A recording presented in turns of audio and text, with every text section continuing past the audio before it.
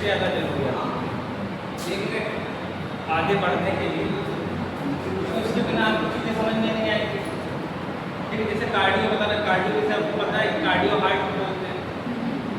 इसी तरह मैं कुछ शब्द बोलता जाऊँगा, आपको बताता जाऊँगा, आप उसको माइंड में रिकॉल करते जाइए। ठीक है, बाकी नोट्स जब बनेंगे तो आपको नोट्स भी देंगे। कार्डियो पता चल गया। फिर ऑस्टियो, ऑस्टियो किसको बोलते हैं? कौन? ऑस्टियो, ऑस्टियो बोलते हैं कौन को? और ऑर्थो बोलते हैं जॉइंट। बहुत बड़ा कंफ्यूजन खत्म हुआ ना। डॉक्टर ऑर्थो दिलाता है, डॉक्टर ऑर्थो दिलाता है कहाँ लगाने के लिए बैठ सारे जॉइंट्स। डॉक्टर ऑर्थो दिल के आप यहाँ लगाएंगे, जॉइंट्स में लगाएगा। जॉइंट कहाँ का है? जहाँ भी फोल्ड होगा वहाँ जॉइंट, जहाँ जो हड्डी जहाँ से जुड़ेंगी मतलब वो जॉइंट। ये भी जॉइंट है, ये भी जॉइंट है, ये भी जॉइंट है। सारे जॉइंट के नाम अलग अलग है। ठीक, AIP, DIP ये सब नाम है इसके। ठीक है, पता होगा proximal interference joint, distal interference joint. Body के पास होगा प्रॉक्सिमल, जो बॉडी से दूर होगा वो डिस्टल। क्योंकि एनाटॉमी फिजियोलॉजी में भी आप लोग पढ़ेंगे तो मैं पढ़ाऊँगा। ठीक है, उसमें भी आपका superior, anterior, posterior, inferior, superior, ठीक है, मीडियल, लैटरल, इंटरमीडिएट, ये सब चीज़ें पता रहेंगे तो आप लोग को बताने में आसानी होगी। ठीक है, बॉडी से बाहर की तरफ जो है सबलाइट, बॉडी के अंदर की तरफ है तो मीडियल, और जो सेंटर में आ गया वो इंटरमीडिएट। इंटरमीडिएट का मतलब होता है बीच का। 10+2 हमने किया, आप ना उधर के ना इधर के, बीच के हैं। क्योंकि इसी के बाद ही आप आगे की स्टेप होगा। अभी आप बीच में 10+2 वाला बच्चा बीच का करता है, जैसे आप इंटरमीडिएट मतलब बीच का। ठीक, अभी मेरा हाथ है, मान लो हम मेडिकोस है, हम मेडिकोस है, ऊपर नीचे दाएं बाएं ऐसे करके नहीं बता सकते। ठीक है, पर्चा लिखेगा डॉक्टर तो ये नहीं लिखेगा बाएं पैर में, दोनों पैर में। तो डॉक्टर का पर्चा जाता है जिसमें क्या लिखा रहता है, पर्चा पढ़ना भी सीखना पड़ेगा, मेडिसिन पढ़ना सीखना पड़ेगा। आज से आप लोग एक काम शुरू कर दें, किसी का भी एक्सरे ले लें, MRI ले लें, CT स्कैन ले लें, उठाओ, नाम पढ़ो, एज पढ़ो, ठीक, मेल फीमेल देख लो। उसके बाद आप उसको देखो, लेफ्ट और राइट देखो। लेफ्ट उसमें L लिखा रहता है, और ना लिखा हो तो आप समझने की कोशिश करो कि अब जाए तो किसी का एक्सरे फिल्म आप देखोगे तो उसमें लेफ्ट और राइट कैसे पता लगा। किसी का चेस्ट का एक्सरे देखोगे आप कैसे पता लगाओगे कि इसमें लेफ्ट कौन सा राइट कौन सा है। लेफ्ट लंग राइट लंग कैसे पता लगाओगे?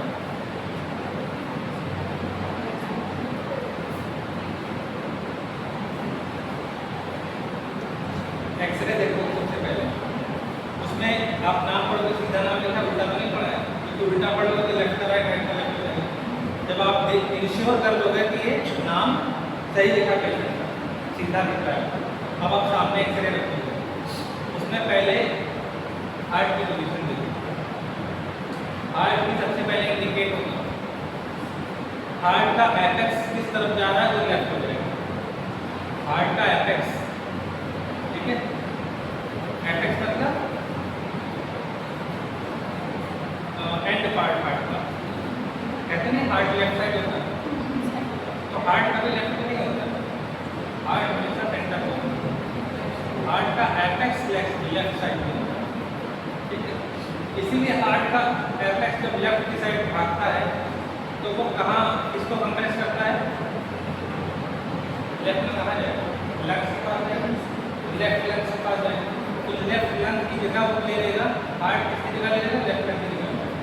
तो लेफ्ट लंग की जगह कम पड़ेगी, इसलिए लेफ्ट लंग कैसा हो जाएगा? छोटा हो जाएगा। तो लेफ्ट लंग आपको छोटा दिखेगा, तो राइट लंग आपको बड़ा दिखेगा। उसमें सेगमेंट कम होते हैं, इसमें सेगमेंट ज़्यादा होते हैं। इसमें लोब 2 होते हैं, लेफ्ट वाले लंग में लोब 2 होते हैं, इसमें लोब 3 होते हैं। राइट लोब एक कम क्यों हो जाता है? क्योंकि हार्ट का इंप्रेशन उसमें जाता था। ठीक है, एक्सरे देख के आप समझ जाओ क्या, सबसे पहले हार्ट का अपेक्स देखना, जिधर को अपेक्स भागा वो लेफ्ट था। ठीक, और एक्सरे देखो, उसमें शैडो देखो, ये सब चीज़ें आप करना शुरू कर दो अभी से। मैंने भी करना शुरू कर दिया। क्या था कि किसी के एक्सरे, किसी की रिश्तेदारी में गए, किसी दोस्त के यहाँ गए, जब मेरे यहाँ कोई आया है तो मैं सबका एक्सरे MRI CT स्कैन मुझे समझ में आया है, समझने की कोशिश करता था। एकदम तक तो नहीं समझ में आता, देखो मैं सबको, लेकिन आप उसमें एडमिशन भी हो तो आप देखना शुरू करो, क्योंकि आप डॉक्टर की प्रैक्टिस पूरी ज़िंदगी चलती रहती है। आप लोग की प्रैक्टिस अभी से शुरू, एक्सरे MRI CT स्कैन देखना शुरू कर दो। ठीक है, उसमें समझने की कोशिश करो कहाँ लंग्स है, कहाँ हार्ट है। ठीक है, फिर आप क्या देखोगे, आप फिजियोथेरेपी वाले ना सब कुछ आना चाहिए, तो रिपोर्ट पढ़ना शुरू कर दो। पहले तो एक्सरे CT MRI देखना शुरू करो, किसी की रिपोर्ट देखो। सबसे पहले क्या रिपोर्ट देखना शुरू करो, किसी की CBC देख लो। क्यों CBC से स्टार्ट हो, क्योंकि आप लोग तो पढ़ोगे थोड़ा बहुत, सब आप लोग बेसिक चीज़ें तो आप लोग पढ़ोगे, हीमोग्लोबिन को पता होना चाहिए उनको ना, TLC DLC क्या होता है, इस्नोफिल क्या होता है, लिम्फोसाइट मोनोसाइट क्या होता है। जब ये एनाटॉमी पढ़ोगे, न्यूक्लियर की एनाटॉमी पढ़ोगे तो पता होना चाहिए कि WBC कितने टाइप के होते हैं। तो सब किसी की रिपोर्ट आए सबसे पहले CBC रिपोर्ट जरूर देखो, उसमें हीमोग्लोबिन TLC DLC कितने टाइप के लिम्फोसाइट होते हैं, लिम्फोसाइट WBC 5 टाइप के होते हैं, वो हमारी इम्यूनिटी का होता है। RBC WBC ब्लड में 2 चीज़ होती है ना, एक प्लेटलेट भी होता है, क्लॉटिंग फैक्टर। RBC का काम क्या है, ऑक्सीजन ले जाना। WBC का काम क्या है,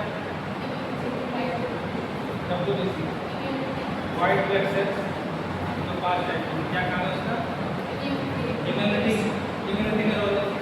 ठीक है, किसी के आपने, अब आपने जब आप पढ़ लिया WBC, किसी को इन्फेक्शन होता है, WBC इंक्रीज कर जाती है, तो आप किसी का CBC उठाओगे सबसे पहले, तो उसमें TLC DLC WBC यही रहता है, TLC DLC और हीमोग्लोबिन, प्लेटलेट भी रहता है।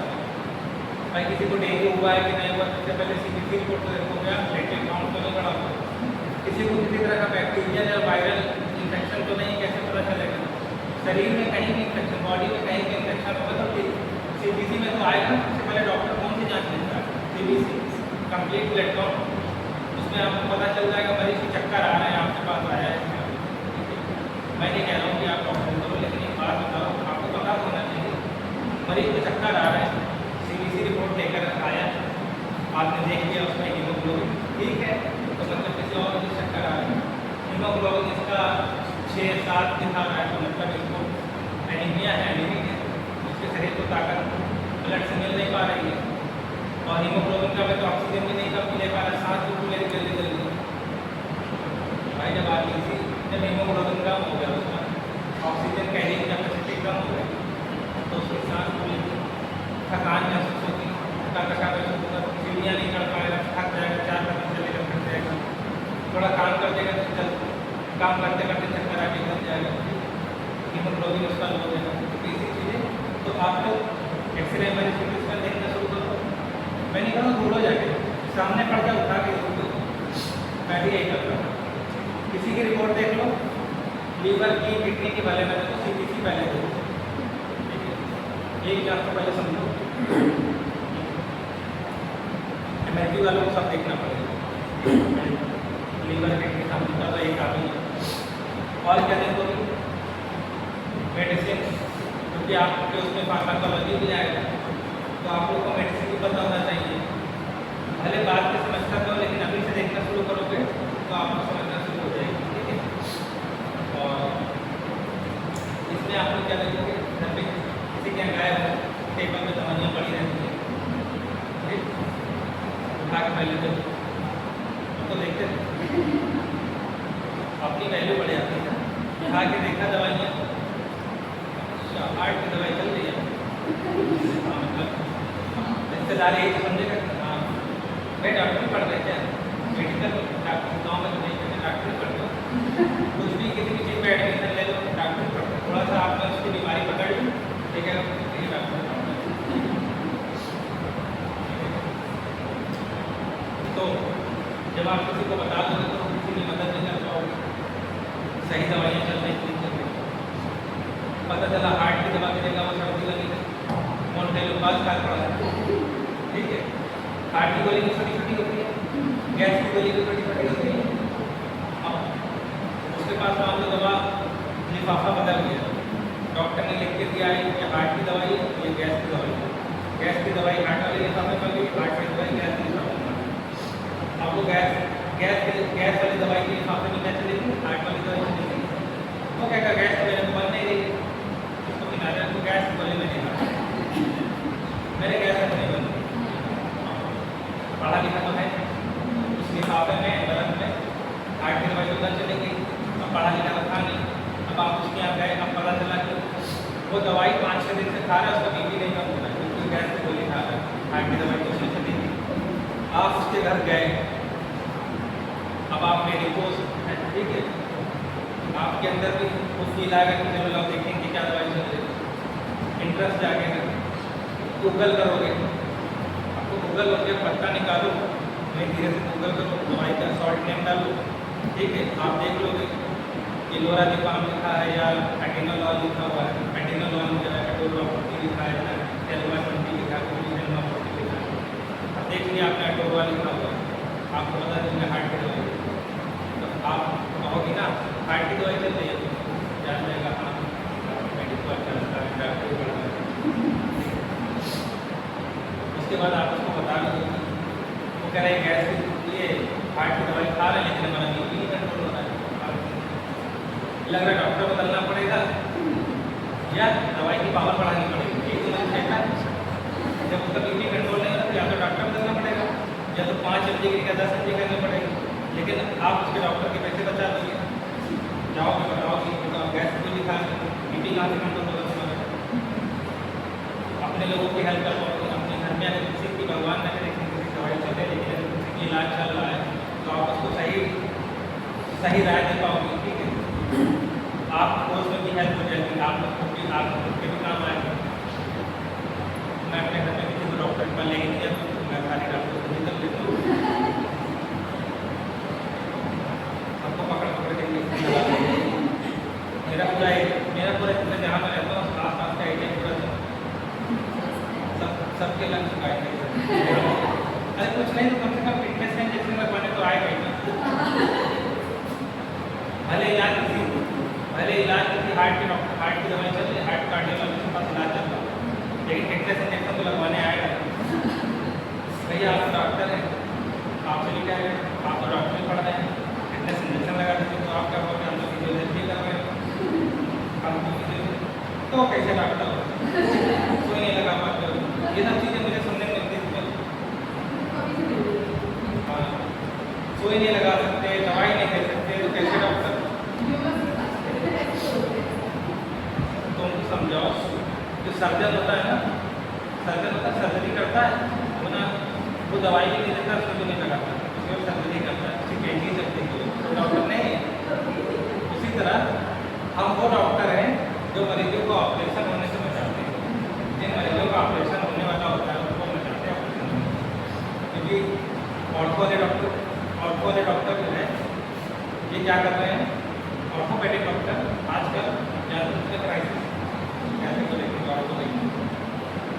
ऑर्थो वाले आप सबकी ओपीडी, ढेर सारे डॉक्टर हो गए, सबकी ओपीडी कम हो गई, तो क्या ऑर्थो वाले डॉक्टर मरीज छोड़ते नहीं हैं। सर्वाइकल वाले मरीज को हम देखो वहाँ कसम खाई थी कि हम मरीज की हेल्प करेंगे, तो यहाँ पर गड़बड़ करते हैं, क्या कर रहे हैं, मरीज आया हड्डी वाले डॉक्टर के पास, उसको पता है कि ये फिजियोथेरेपी कराएगा, 1 हफ्ते फिजियोथेरेपी होगी या 1 महीना फिजियोथेरेपी होगी, पेशेंट पूरी तरह से ठीक हो जाएगा, नॉर्मल जिंदगी जिएगा, ठीक है, और उसका 3-4 हज़ार 5 हज़ार के अंदर काम हो जाएगा। 1 महीना फिजियोथेरेपी कराएगा, कम से कम में 5 हज़ार, एक पेशेंट 5 हज़ार खर्चा आएगा, लेकिन जो ऑर्थोपेडिक डॉक्टर होगा वो नहीं भेजेगा आपके पास, वो वहीं पे क्या करेगा, दवाई खिला के पता है नहीं आराम होगा, पेशेंट को क्या सर्वाइकल, मान लो सर्वाइकल स्पॉन्डिलोसिस है, आजकल बहुत सर्वाइकल नंबर के मामला है मेरे पास, डॉक्टर हड्डी वाले डॉक्टर पास जाते हैं, जो थोड़ा गलत डॉक्टर होता है वो ये कहता है सर्जरी करा लीजिए, समस्या दूर हो जाएगी, बहुत बढ़िया ऑपरेशन करेंगे, की होल सर्जरी करेंगे, बस 1-2 mm का टाँका लगेगा तो आपका ये सर्जरी हो जाएगा। बड़ा क्या है, हमारी टेक्नोलॉजी बहुत एडवांस हो गई है, सर्जन उसको ऑर्थोपेडिक सर्जन अलग कहानी समझा रहा है, लेकिन आपको उसके मरीज काटना है, वो आपका मरीज काटना है, वो आपके पास आएगा, कहेगा डॉक्टर साहब, डॉक्टर हड्डी वाले डॉक्टर तो कह रहे थे बिना ऑपरेशन के सही नहीं होगा, तो जब बड़ा डॉक्टर कह दिया है कि बिना ऑपरेशन के नहीं सही होगा तो आप कौन कीजिए, आपको बड़ा देखिए MRI देखोगे, आपको लगेगा डॉक्टर बेवकूफ़ बना रहा है, सर्जन बेवकूफ़ बना रहा है, कि आप तो MRI देख के समझ जाओगे ना, किसी भी पेशेंट की फिजियोथेरेपी करने पहले हाथ मत लगाना जब तक उसकी सारी रिपोर्ट ना देख लें, ठीक है। जब इंश्योर हो जाना कि आपके करने लायक सेफ है इसकी फिजियोथेरेपी करना, तभी आप करिएगा, ठीक है। तो आपने देख लिया, MRI देख ली, तो आप उसको सजेस्ट कर सकते हैं आपको तो बिना ऑपरेशन के ठीक हो जाएगा, कौन बता सकते कि ऑपरेशन, ठीक है, किसने बताया तुम्हें ऑपरेशन, ये तो 15 दिन में सही कर देंगे, कॉन्फिडेंस जब आप पढ़े रहोगे तभी तो कॉन्फिडेंस आएगा, जब पढ़े ही नहीं हो, अच्छा तो बड़ा डॉक्टर बोल दिया ऑपरेशन तो भैया ऑपरेशन नहीं होगा, हम क्या कर सकते हैं, आप डर गए, आपने हाथ नीचे खींच लिया, मुझे नहीं पड़ेगा, मेरे पास आता था, मुझे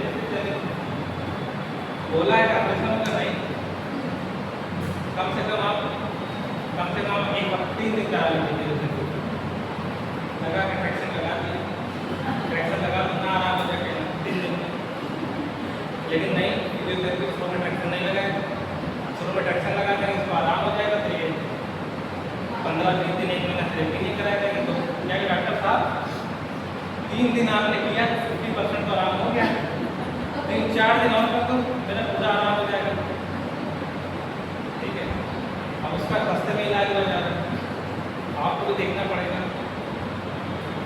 रिपोर्ट देख लो पहले दिन, एकदम पहले दिन ही ज़्यादा एक्सरसाइज ना करा दो कि आज एक ही दिन उसको ठीक कर देंगे, पहले समझो, कभी हम फिजियोथेरेपी कराते थे, 1 हफ्ता लग जाता था मरीज को समझने में, अच्छा इनको ये दिक्कत है, मैं ये एक्सरसाइज इनको गलत करा रहा, गूगल किया, मोबाइल पे देखा, पढ़ा, सब जगह किया गया, इसमें तो एक दूसरी वाली एक्सरसाइज नहीं, एक एक्सरसाइज और उससे जल्दी आ करते करते आपको आने लगेगा, ठीक है।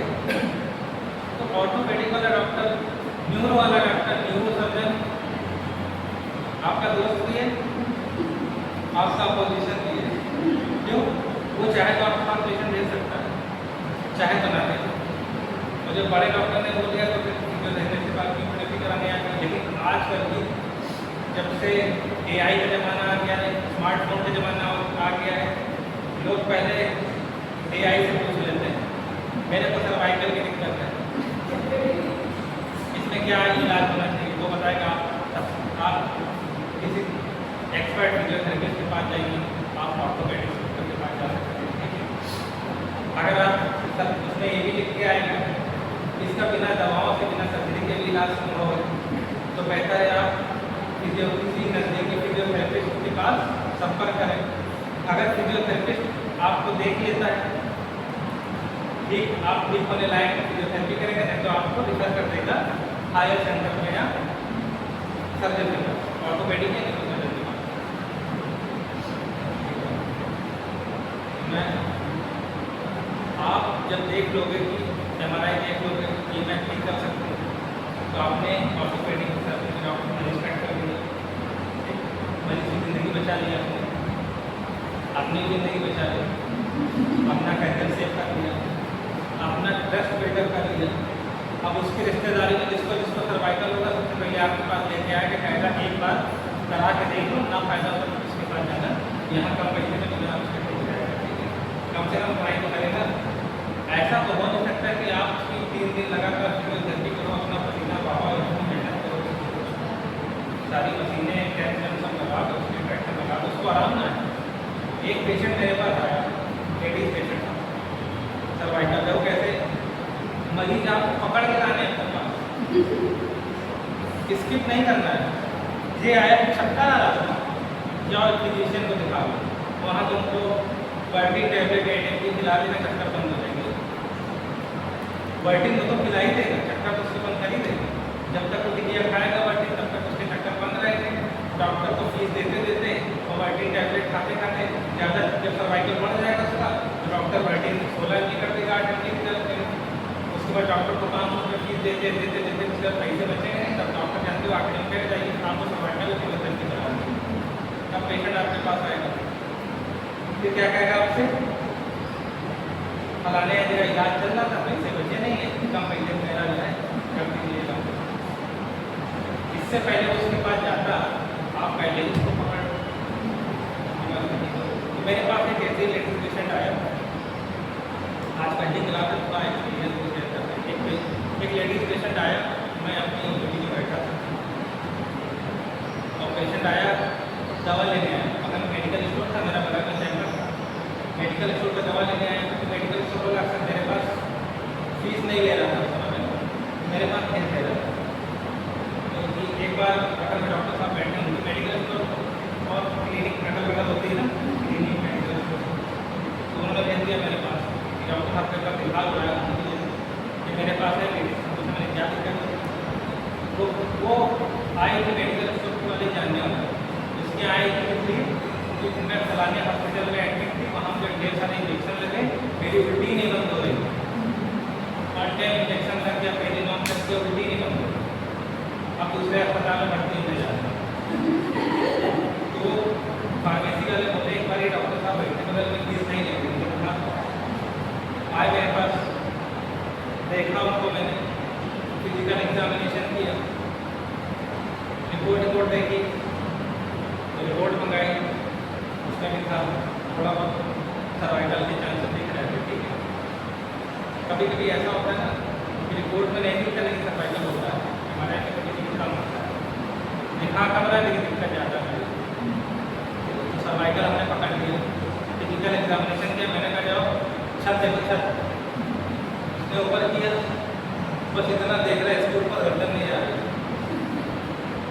नेक में क्या है पालना, सर्वाइकल कर्वेचर लॉस हो गया, loss of cervical curvature, cervical specification की पहचान क्या है, loss of cervical curvature, loss of movement, stiffness, loss of movement, ज़्यादा हिला डुलाने में चक्कर आते हैं, बता देगा थोड़ा सा हिल जाता है चक्कर आ जाता है, बस पीछे देख लेते चक्कर आ जाता है, नीचे से देख के ऊपर देखते चक्कर आ जाता है, करवट लेते चक्कर आ जाता है। ठीक है, इस तरह के चक्कर वर्टिगो, चक्कर मतलब वर्टिगो, हम लोग चक्कर नहीं बोलेंगे, वर्टिगो। ठीक, नौसिया, वोमिटिंग, वर्टिगो। नौसिया मतलब वोमिटिंग जैसा एहसास होना, वोमिटिंग मतलब वोमिट हो जाना, और वर्टिगो मतलब केवल चक्कर आना, वोमिटिंग नहीं लगना। ठीक है, सब कुछ बच्चे को भी नहीं, वर्टिगो ना होता वोमिटिंग सब समझ के, वर्टिगो का मतलब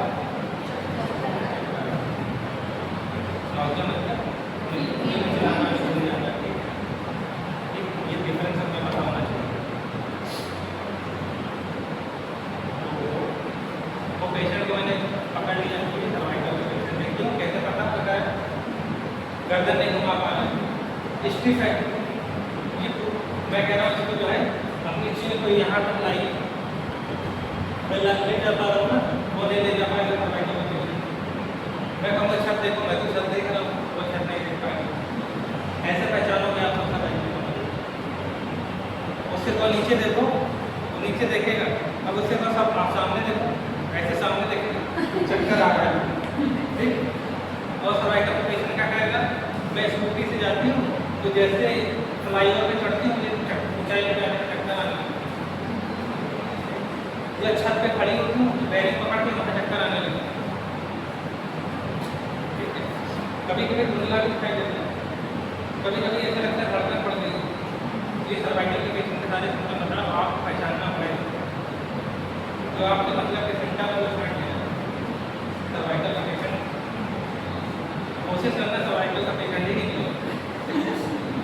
ठीक है, आपका भला नहीं तो उसको मैंने क्या किया, तुरंत उसको बुलाया, एक आया, टैक्स लगाया, और एक एक्सरसाइज करेगा तुरंत तुरंत तुरंत आराम मिला तो तुरंत वो सो गए देखेंगे कराएंगे थेरेपी करेंगे 7 दिन कराएंगे। तो मेरे पास जो भी पेशेंट आता है 7 दिन में ठीक हो जाता है क्या उससे देखा नहीं आता तो मरीज मरीज पूछता रहता है कितने दिन कराना पड़ेगा 4 दिन पैसे देगा उसके 5 दिन मुझे कितने दिन कराना पड़ेगा। ऐसे ही होता है ना प्रैक्टिकल बातें बता तो उसको बताते हैं एक हफ्ता और कराना पड़ेगा। पेशेंट अगर नहीं कराता तो भी आपका फायदा कराता तो भी आपका फायदा। पेशेंट छोड़ के चला गया तो टेंशन ना हो महीने 2 महीने बाद फिर आएगा क्योंकि उसका उसका जो है सर्वाइकल ठीक नहीं होता। आपको पता है कि उसकी 15 दिन कंटिन्यू करा लेता तो उसका पूरी तरह से आराम हो जाता उसको थोड़ी एक्सरसाइज बता सकते हैं सही हो जाता लेकिन वो 1 हफ्ता कराया पैसा बचाने के चक्कर में तो कह रहा है मुझे आराम हो गया है और अगले दिन आपको बिना बताए गायब हो जाएगा। आप उसको फोन करोगे भाई हमारा कस्टमर है आज आप आए नहीं की तरह आपको बोला तो 15 दिन कराना 1 हफ्ता हो गया अब बहाने देखो क्या बनाएंगे वो बर्थडे में आए आज हम सोचे थे बहुत दिन से दिक्कत थी बहुत दिन से गाँव नहीं गए सोचे थे गाँव होना है ना अब कट हो गया अब वो अपने सारे एक्टिविटी करेगा जो आप एक्सरसाइज बताए वो कुछ नहीं करेगा उसको लगेगा कि अब मैं ठीक हो गया सेम ऐसे टाइफाइड का मरीज बंद हो सेम ऐसे ही हर जो आपका ड्यूरेशन है ट्रीटमेंट में टाइम फॉलो नहीं करोगे तो दिक्कत दोबारा लौट के आएगी। फंगल इन्फेक्शन हो गया उसको कहा है कि 20 दिन दवा खानी है ड्रिप लगानी सुबह शाम नहीं लगाएगा नहीं खाएगा 3-4 दिन बाद उसका दांत गायब हो जाएगा दवा जो अंदर बंद कर देगा 15 दिन के बाद कीड़े से अंडे से कीड़े फूटेंगे फिर वो ग्रोथ करेगा फिर फंगल इन्फेक्शन ग्रोथ करेगा फिर वो चलाता हुआ इसी तरह सर्वाइकल में भी इसी तरह टाइफाइड में भी मैं कह रहा हूँ उसको काला खाना नहीं खाना है। टाइफाइड के पेशेंट में कह रहा हूँ कि खाने का परहेज करो 1 महीने तक उसको दाल लग गया फिर खाना 2-3 दिन खाया उसके बाद दवा तो आपने उसको दे दी ना मान लो डॉक्टर ने दवा दे दी आपने दे दी सिफिक्सिन दे दिया ऑफ्लॉक्सासिन दे दिया टाइफाइड में 3 दिन ऑफ्लॉक्सासिन चलता है इसी वो चलती है ना टाइफाइड ज़्यादा दवाई को खाया रोज था 20 दिन का 20 दिन दवा खाने और वो क्या करेगा 5-6 दिन दवा खाएगा 7 दिन दवा खाएगा कहेगा 5 दिन में 3 दिन में आराम मिल गया कहेगा 3 दिन में मुझे आराम मिल गया तो 5-6 दिन बहुत ज़्यादा 7 दिन खा डॉक्टर को मुझे फर्क नहीं हुआ कह रहा था प्रैक्टिकल बातें बताओ ऐसा सच में होता है पेशेंट को यही लगेगा डॉक्टर को ढूंढने के लिए मैं देखो एक हफ्ते में मुझे आराम हो गया वो कह रहा था 20 दिन दवा खाना आप मतलब ठीक मैं सब कुछ खा ले रहा हूँ मेरे पेट का भी दर्द नहीं हो रहा है लेकिन जब वो दवाई छोड़ देगा बैक्टीरिया कम हो गया ना टाइफाइड के सालों बैक्टीरिया का पॉजिटिव टाइफाइड का पॉजिटिव बैक्टीरिया माइक्रो ऑर्गेनिज्म क्या है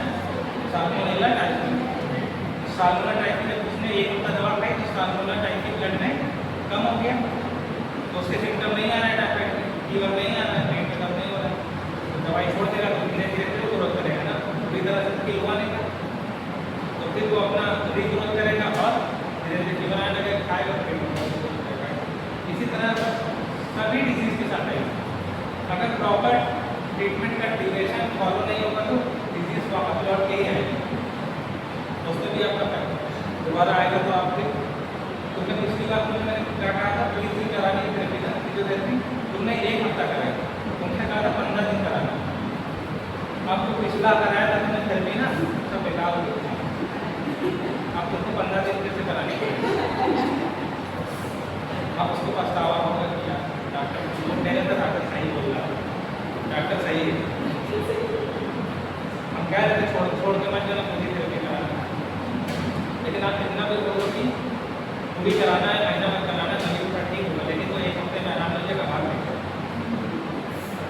इसीलिए शुरू में वैक्सीन 1 दिन छोड़ के लगाना है शुरू में वैक्सीन न लगाते थे तो गलती में करता हूँ मरीज को आराम नहीं करता तो 1 हफ्ते में ठीक होता चला जाता आपका सबसे बड़ा हथियार है तो क्या टेंस फ्रैक्शन ज़्यादातर 50-60% प्रॉब्लम इसी से खत्म हो जाती है 20 से 30 ये अल्ट्रासाउंड थेरेपी से खत्म हो जाएगी। ठीक है, ऑर्थोपेडिक डॉक्टर मेरे पास मरीज भेजता है, क्या लिख के भेजता है, तो अच्छा डॉक्टर या और अच्छा उसने पहले दवाई खिला के देख लिया आराम नहीं आ रहा, देखा अच्छा जो 7 दिन जो है 7 दिन टेस्ट लगवा लेंगे। ये नहीं कहता फिजियोथेरेपी करा लेंगे, हड्डी वाले डॉक्टर भी अपने आप को बहुत सारे समझते हैं। अरे तुम हड्डी वाले डॉक्टर अपना काम करो, फिजियोथेरेपिस्ट को अपना काम करने दो, खुद भी फिजियोथेरेपिस्ट बने जाना वहाँ टेस्ट लगवा लेना 7 दिन। तुम कौन अगर डिसाइड करने वाले कि 7 दिन टेस्ट लगेगा कि 15 दिन टेस्ट लगेगा, टेस्ट लगेगा कि इसमें डायग्नोस्टिक भी लगेगी या क्या एसएलओडी भी लगेगा, अल्ट्रासाउंड टेस्ट भी लगेगा, हम डिसाइड करेंगे। पढ़ाई हम करेंगे तो डिसाइड करेंगे, तो अपना खासा चला बाकी काम नहीं करते तो जो आपका काम हुआ आपको डॉक्टर सियाटिका का पेशेंट आता है, सियाटिका समझते हैं, मरीज आपके पास आया होगा, इसके पीछे एक कान में पूरा दर्द होता है, मरीज आपका कहता है सियाटिका हो जाए, लोग गाँव में जड़वाने भी जाते हैं, खाली करते हैं, पीठ पे जड़वाने भी जाते हैं, मंत्र पुकारे सियाटिका जड़वाने जाते हैं। ठीक है, डेंगू मलेरिया भी जड़वाने जाते हैं, उसी में निपट जाते हैं, जॉन्डिस जड़वाने आते निपट जाते हैं, हेपेटाइटिस बी नहीं जाते। अरे इन्फेक्शन हुआ है, इसका इलाज करो। ठीक है, तो मैं क्या बता रहा था, हाँ सियाटिका क्या होता है, कमर से दर्द होता है, कभी कभी कमर से दब जाती है, कभी कभी यहाँ पर एक पेशेंट मेरे पास ऐसे ही था, एक है बहुत पेशेंट है, इतना मोटा कटवा रखते थे मेरे पास यहीं पर, तो जहाँ पर वॉलेट रखते हैं, वॉलेट के जस्ट नीचे सियाटिक नर्व का ओरिजिन होता है, आपको पता होना चाहिए।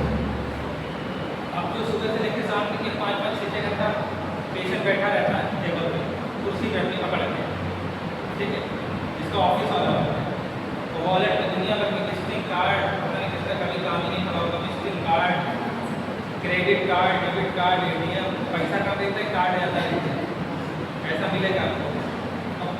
कपड़े की रसीद, बनिया की रसीद, सब रसीद रखे रहता है, कभी काम नहीं पड़ता उसका, बचा के रखे रहता है, वो इतना मोटा बस बैठ रहा है, डेली बैठ रहा है, वहाँ पर क्या हो गया, नर्व का कंप्रेशन हो गया, तो धीरे धीरे उसका इलाज करीब से हमारे पीछे से लगा के डॉक्टर साहब यहाँ से लगा के ऐसे आगे आता है, पीछे मतलब जाता है, फिर ऐसे आगे की तरफ आता है, ऐसे कोई पंजा में चला है। आप समझ रहे हैं, सियाटिक नर्व कंप्रेशन का पेशेंट है, सियाटिका का पेशेंट है, सियाटिक नर्व कंप्रेशन का पेशेंट है। ठीक है, इसकी उससे पूछेंगे मतलब कमर में दर्द तो नहीं हो रहा है क्या, कमर में दर्द नहीं हो रहा है, अगर कमर में भी दर्द हो रहा है तो मतलब सियाटिका में लंबल स्पॉन्डिलोसिस फ्रैक्शन क्योंकि कमर में लगेगी, यहाँ ट्रैक्शन थोड़ी ना लगेगी। अब केवल सियाटिका है, केवल वॉलेट रखने की वजह से दिक्कत आ रही है तो उसको कमर में दर्द नहीं हो रहा है, वो आप लोग फिजिकल उससे क्वेरी करोगे, मरीज से पूछोगे, ज़्यादा कंसल्टेशन करोगे तो आपको पता चल जाएगा। ठीक है, अभी से डॉक्टर अपने आप कहना शुरू कर दो। ठीक है, ठीक, वॉलेट रखा आपने, पेशेंट ने वॉलेट रखा, वहाँ पर नर्स हो गई, अब उसकी हम लोग वीडियो से मेरे पास जैसे आया था पेशेंट 110 किलो का पेशेंट, मैं जब फिजियोथेरेपी करता था शुरू में मेरा वजन 50 किलो, अभी मेरा वजन है 58-59 ऐसा है।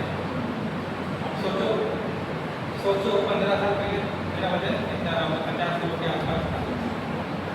फोन आया होम विजिट के लिए, फिजियोथेरेपी होनी है, लेकिन बोले थे आप बैठा कर सकते हैं, उनको आराम हो गया था, मेरा गए बात हो गया। अब तो फोन पे पूछ लेता था, वो पेशेंट मिलने के बाद मैं अक्सर पूछता था पेशेंट का वेट क्या हुआ, उसका तो मना कर देते, 100 किलो के ऊपर 100 किलो तक का पेशेंट है, मना कर हम नहीं करते, और हमारी टाइमिंग वो विजिट में जाओगे तो लिमिटेड मशीनें लेके जाओगे, सारी मशीनें तो लेके चले नहीं जाओगे, 40-50 किलो की गैप में तो उठा नहीं जाओगे, 10 या MS यही ले जाओगे, 10 से लेके।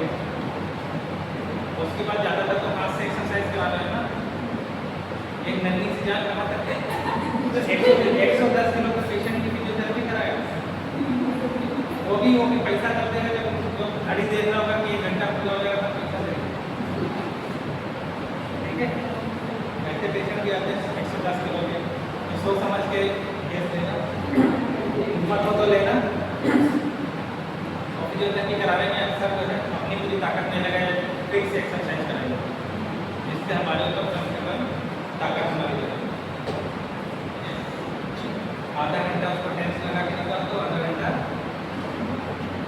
आधा घंटा में चाय पीने में, पानी के मांगने में निकाल दो। उसके बाद थोड़ी सी एक्सरसाइज करा के, ज़्यादा एक्सरसाइज करा दो तो मरीज को जल्दी आराम मिल जाएगा। ठीक है। और टेस्ट बहुत ज़्यादा मत लगा देना, 10 मिनट 15 मिनट लगाना, आधा घंटा टेस्ट लगा। एक दो मशीन लेते हैं ना, टाइमिंग आपके ऊपर है, मतलब मिनिमम 15 मिनट लगानी। देखो मशीन की टाइमिंग होती है, ड्यूरेशन होता है पेशेंट की सीवियरिटी। ठीक, जैसे किसी को एंटीबायोटिक 2 टाइम चलनी, किसी को एंटीबायोटिक 3 टाइम चलनी, किसी को 200 की चलनी, किसी को 500 की चलनी, मरीज के ऊपर वेट करता है, मरीज के वेट पे डिपेंड करता है, मरीज की एज पे डिपेंड करता है। आपके केस में भी ऐसे मरीज के वेट पे भी, मरीज की एज पे भी, मरीज की डिजीज की सीवियरिटी के ऊपर डिपेंड करता है। माइल्ड, मॉडरेट, सीवियर, 3 कैटेगरी में पेशेंट आपको अपने दर्द बयान नहीं है। Mild, moderate, severe. माइल्ड मतलब 9-10 पॉइंट फेल है, 1 से लेकर 3 तक 4 तक। ठीक, माइल्ड। मॉडरेट में 20 का आप हो गया 7 तक, सीवियर में 7 के ऊपर 8-9-10। नहीं समझ में आता, मरीज से पूछे कितना दर्द है आपको, बहुत दर्द हो रहा है, तो आप समझ नहीं पाओगे बहुत दर्द हो रहा है कितना। बहुत कभी आपको कितना दर्द होता है तो इतना बताता है, थोड़ा होता है तो भी ज़्यादा बताता है ना। कि हम ज़्यादा दर्द बताएंगे तो डॉक्टर साहब ज़्यादा बढ़िया दवा लिख देंगे, हम ज़्यादा दर्द बताएंगे तो डॉक्टर साहब ज़्यादा मशीन लगा देंगे। मरीज भी होशियार हो गया, बच के रहेगा। मरीज थोड़ा दर्द हो रहा है, माइल्ड हो रहा है, मतलब बहुत दर्द हो रहा है, मतलब मॉडरेट, बहुत जहाँ दर्द हो रहा है तो मतलब सीवियरिटी। और सीवियरिटी आप पेशेंट के चेहरे पे पढ़ लेना, ये नहीं मरीज के कहने से अगर दर्द होगा तो चेहरे पे पढ़ लेना। ठीक है, साइकोलॉजी है, साइकोलॉजी आपको बहुत जगह काम आएगा। पेशेंट का उंगलियाँ देख के पता लगा लेंगे कि आप कैसा कस्टमर है, पैसे दे पाएगा, 1 महीने की थेरेपी पैसे अफोर्ड कर पाएगा, नहीं कर पाएगा, ये 3 दिन में भाग जाएगा। 2 तरह के पेशेंट आएंगे, आपके पास गरीब पेशेंट आए, ज़्यादा गरीब पेशेंट को आएगा फिजियोथेरेपी कराना। लेकिन आजकल लोग अवेयर हो गए, आजकल लोग फोकस कर ले रहे हैं कि